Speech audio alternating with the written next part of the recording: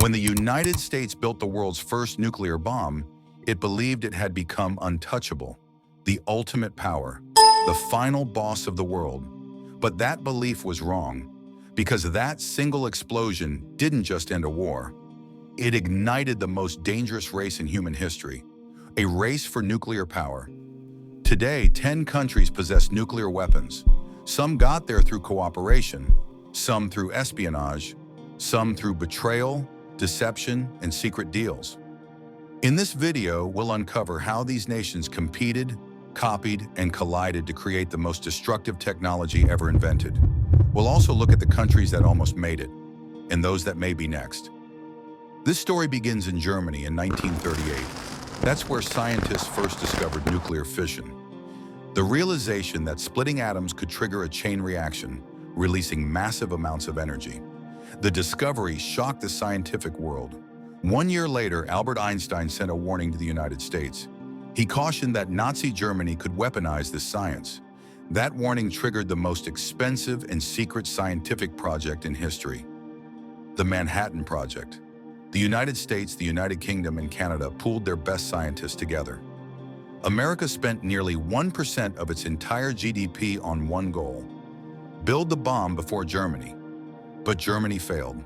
In May 1945, Germany surrendered without completing a nuclear weapon. 2 months later, the world changed forever. In July 1945, the Trinity test in New Mexico was successful. The United States had become the world's first nuclear power. At the Potsdam Conference, President Harry Truman casually informed Joseph Stalin that America possessed a new powerful weapon. Truman expected shock. Stalin simply nodded. What Truman didn't know was that Soviet spies had already infiltrated the Manhattan Project. Internally, Stalin was furious that America had beaten him. In August 1945, atomic bombs were dropped on Hiroshima and Nagasaki. World War II ended, but a new war began. In 1949, the Soviet Union detonated its first nuclear bomb. America's monopoly was over. The arms race had officially begun. Britain followed in 1952, France in 1960, China shocked the world in 1964, and then stunned everyone by testing a hydrogen bomb just 2.5 years later. Now the stakes had changed. Hydrogen bombs were hundreds of times more powerful than the bombs used in Japan. Scientists warned governments to stop. They were ignored. Next came Israel, the most secretive nuclear power on Earth. Israel has never officially admitted it has nuclear weapons, but evidence suggests it built them in the 1960s, with French assistance, hidden deep beneath the Negev desert. India entered the nuclear club in 1974, calling its test a peaceful nuclear explosion. Pakistan responded in 1998, determined to never fall behind again. South Africa secretly built 6 nuclear weapons, and then did something no other country has ever done. They dismantled all of them, voluntarily. North Korea would be the final entrant. They signed treaties, broke them, and tested their first bomb in 2006. By 2017, they claimed to have tested a thermonuclear weapon capable of reaching the United States. But the story doesn't end there. Some countries host nuclear weapons without owning them. Others came dangerously close. Japan is considered a threshold state, with enough technology and material to build a bomb within months if it chose to. And beneath the oceans lies the true backbone of nuclear power. Nuclear-armed submarines, silent, hidden, impossible to track. Even if a country is wiped off the map, its submarines can still retaliate.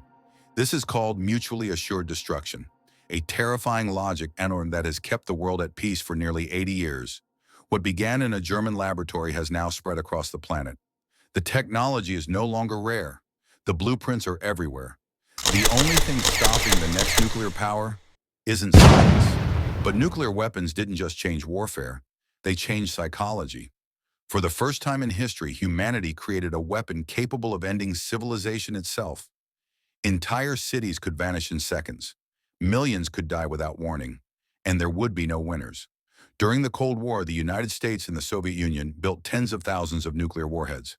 At the peak, the combined stockpile exceeded 70,000 weapons, enough to destroy Earth many times over.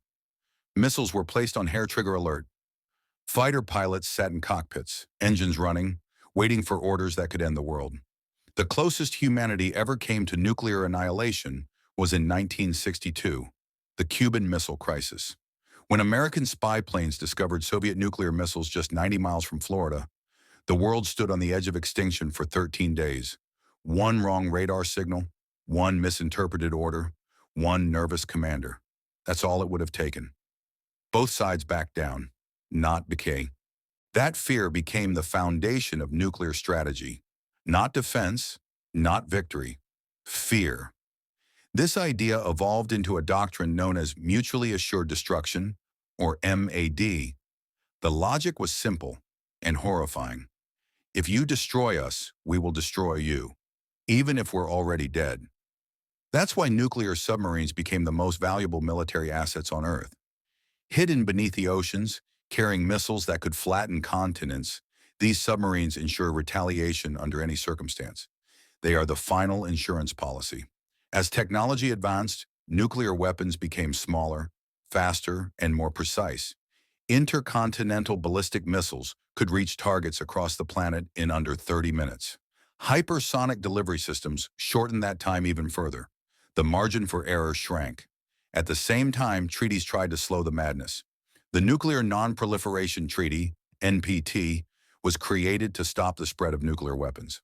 Some countries agreed to never build them. Others promised to reduce their stockpiles. But not everyone played by the rules. India and Pakistan never signed the treaty. North Korea signed it and then walked away. And some countries followed a different path altogether. They stayed just below the line. Countries like Japan, Germany, and South Korea possess advanced nuclear technology, massive industrial capacity, and stockpiles of fissile material. They don't have nuclear weapons, but they could, quickly. Experts call these nations threshold states. They exist in the gray zone between peace and deterrence, and that gray zone is growing. Today, concerns are rising once again in the Middle East. Iran continues to enrich uranium, insisting its program is peaceful. Israel insists it won't allow Iran to cross the nuclear threshold. History shows what that usually means. Airstrikes, sabotage, assassinations, cyber warfare. Modern nuclear conflict may not begin with a mushroom cloud, but with a keyboard. Stuxnet proved that nuclear facilities can be attacked digitally. Supply chains can be compromised. Scientists can be targeted. The battlefield has changed, but the danger hasn't. In fact, it may be greater than ever, because nuclear technology is no longer exclusive. The science is decades old. The knowledge is widespread. What once required entire nations can now be pursued by determined regimes, or worse. The real question facing humanity today isn't how nuclear weapons work. It's whether we can continue living under their shadow. For nearly 80 years, fear has kept the peace. But fear is fragile. And history has shown us one thing very clearly. Every time humans build a weapon, eventually, it gets used. What began as a scientific discovery became a political tool, then a military doctrine, then a global hostage situation. The nuclear age hasn't ended, it's still unfolding, and the next chapter hasn't been written yet.